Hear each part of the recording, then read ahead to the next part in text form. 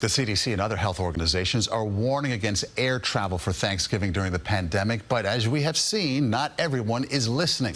Just over 3 million people were screened at TSA checkpoints over the weekend. Sunday was the biggest day since March at U.S. airports, with more than 1 million passengers screened.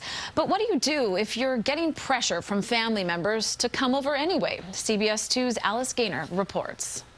For some, annual traditions are hard to break, even in the middle of a deadly pandemic. They would like to come and eat, and I was like, no, you can't. Lynette Johnson usually cooks and hosts Thanksgiving, but not this year. I love my family dearly, but I'd rather be safe than sorry. What do you say to a relative who's really guilt-tripping you? The message to me that I would communicate to a loved one is, the reason that I'm staying home is because I love you. I love you so much that I don't want to put you at risk. Psychologist Dr. Alexandra Straightner says get creative about celebrating apart and reframe your thinking. Look at this as a chance for a great story. Years from now, when, we're all looking back on this really difficult time and we can say, we survived the pandemic of 2020 and Thanksgiving was really strange that year. I went to my aunt's house who always cooks Thanksgiving and I picked up a doggy bag and we had Thanksgiving over Zoom.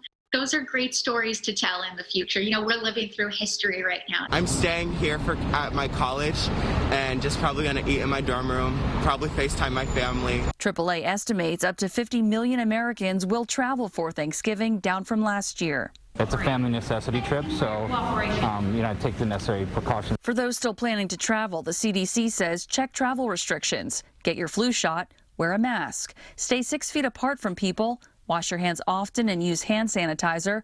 Avoid touching your mask, eyes, nose, and mouth. Others more bluntly advise stay home and be thankful you're still alive. Officials are worried about a COVID-19 spike post-Thanksgiving, but hope those planning to travel will change their minds. Alice Gaynor, CBS 2 News. And experts warn testing could provide a false sense of security because of the 14-day incubation period. 2 or 3 days after a negative test, you could become contagious even before showing those symptoms.